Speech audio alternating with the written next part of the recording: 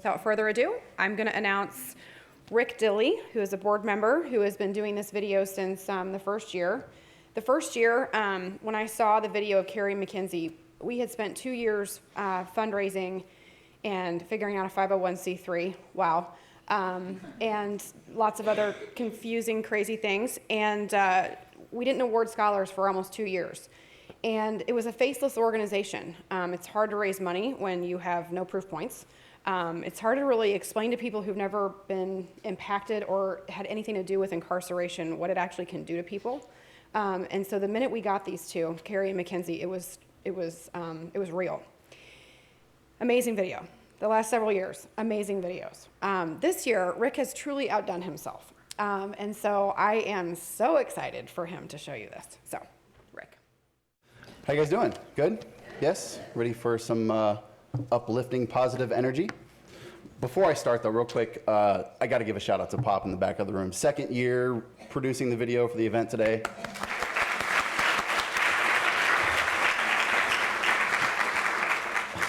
It's my boy. Okay, so I was going to do this one or two ways. So I prepared a speech, but then I also had this other special thing that was unsure until about 20 minutes ago whether or not it was going to happen. So I can gladly say that I'm going to put my speech in my pocket, and I'm just going to run with the other thing. Before we play the video, I'll give you just a little bit of background. The general theme, if you will, is kind of setting aside all of the statistics and focusing on any bad stuff that happened in the past. We've covered that. We're done with that. We're moving past that. The theme of this year is self-empowerment by our own scholars, and we've got 16 of them now, and they're all rock stars. But this year was a little special because not only is the video narrated by the scholars themselves, which is truly amazing, but the music to the video, normally we just go online and find some music that fits and it makes you cry and it's all that. But this year we actually found a song that we liked. We went into the recording studio, like the most biggest, awesomest recording studio in St. Louis, with one of this year's scholarship recipients and reproduced and recorded our own version of the song that we liked. So the music that you'll hear, and you'll actually see some clips from the studio itself, but what you're hearing is custom and original from our kids. That's pretty cool.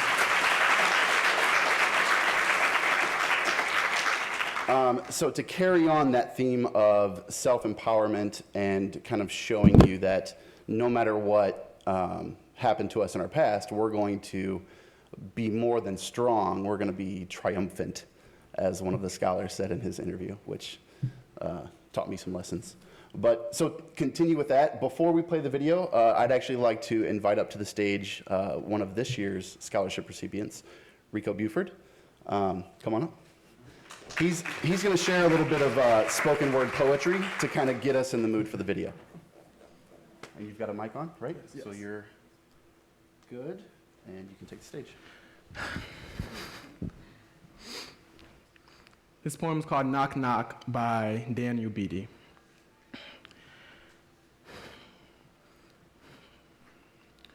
When I was a boy, I shared a game with my father.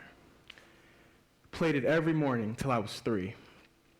He would knock knock on my door, and I'd pretend to be asleep. And when he would get right next to my bed, I would get up, jump into his arms. "Good morning, Papa." And my papa, he would tell me he loved me. We shared a game, knock knock. Until one day his knock never came, and my mama takes me on a ride past cornfield on a never-ending highway to a place with high rusty gates. A confused little boy, I enter the place, carried in my mama's arms. Knock, knock. We reach a room full of windows and brown faces. Behind the window, I see my father. I jump out of my mama's arms and run joyously towards him. Suddenly, I'm confronted with this window. So I knock, knock, trying to break through the window, trying to get to my papa. I knock, knock as my mama pulls me away before my papa even says a word. And for years, he has never said a word. And 25 years later, I write these words for the little boy in me that still awaits my papa's knock knock. Papa, come home, 'cause I miss you. I miss You waking me up in the morning and telling me you love me. Papa, come home, 'cause there are things that I don't know, and I wanted to know if you could teach me how to shave, how to dribble a ball, how to talk to a lady, how to walk like a man. Papa, come home, 'cause a while back, I decided I wanted to be just like you. And for 25 years, a little boy cried. And so I write these words for the little boy that waits for his papa. And I dream up of a father who says the words my father never did. Dear son, I'm sorry that I never came home. For all the lessons that I failed to teach you, hear these words. Shave in one direction with strong, deliberate strokes to avoid irritation. Dribble the page with brilliance from your ballpoint pen. Walk like a god, and your goddess will come to you. I was unable to knock on your door, so you must learn to knock for yourself. Knock, knock on the doors of racism and poverty that I cannot knock. Knock, knock on doors of opportunity for the lost brilliance of the black men that crowd these cells. Knock, knock with diligence for the sake of your children. Knock, knock for me. For as long as that you are free, these prison gates cannot contain my spirit. Knock, knock with the knowledge that you are my son, but you are not my choices. Yes, we are not their choices. We are our fathers and mothers, sons and daughters, but we are not their choices. For despite their absences, we still remain. We still exist. We're still breathing and alive. For every girl and boy, we have the power to change the world. Knock, knock. Who's there? We are. Thank you.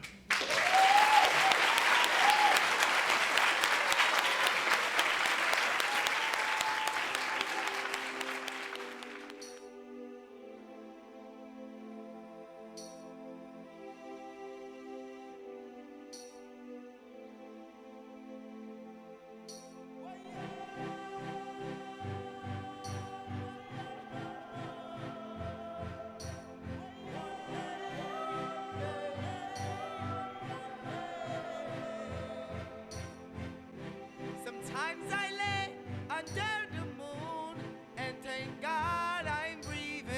My name is Elijah Nelson. Well, my name's Chris Frandry. My name is Lucas. My name's Preston Fennell. My name is Felicia. My name is Torian Collins. My name is Christopher Perkins. My name's Rico Buford. Avis Grace. I was actually at school in class. One of my senior principal actually talked to me about it because he knew my father was incarcerated and he heard about it and he thought I'd be a good recipient for it. I get a random phone call. I'm like, at first I wasn't gonna answer. I was like, because I didn't know what number it was. And then something told me to answer, so I answered it. And she was like, hey, it's Stephanie from Avis Grace, and I'm calling to let you know that you was one of the applicants that won. One day, one day, one day, one day. I felt very privileged, really, when she told me who she was and that she had read my story and that I was winning. I just felt like, wow. My phone was ringing, and then I answered it.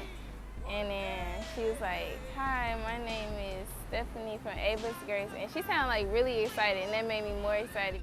I decided to not be a statistic with the whole, your mom or dad's been incarcerated. Most people get thrown into that ditch and they don't know how to climb out. And if you're in the situation I'm in and you've had a parent that's been incarcerated, this is definitely a great opportunity. Well, there's scholarship for a lot of crazy things, being left-handed, right-handed, but this one being your parents being incarcerated, that really stuck out to me.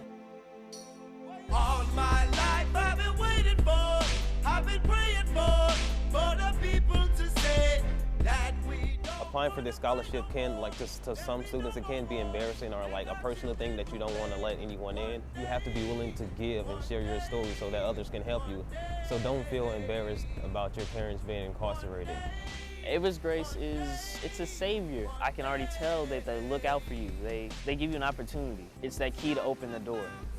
It's the key to open the door to better, just something better. Applying for this scholarship was probably the best thing I've done yet. So for next year's applicants, I would say definitely apply.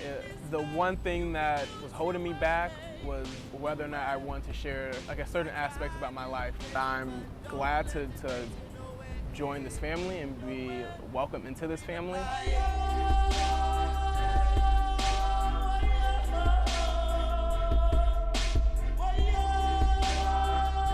Avis Grace, they not only give you the money, but they also care about who you are and what your goals are and what your dreams are and what you're gonna do They tend to be there for you while you're doing all of that. Avis Grace is more of a family. Thank you to everybody who has 100% faith in us, giving us the money to help us out. It's more than just that. It's a relationship. It's a bond. It's like a parent that wasn't there.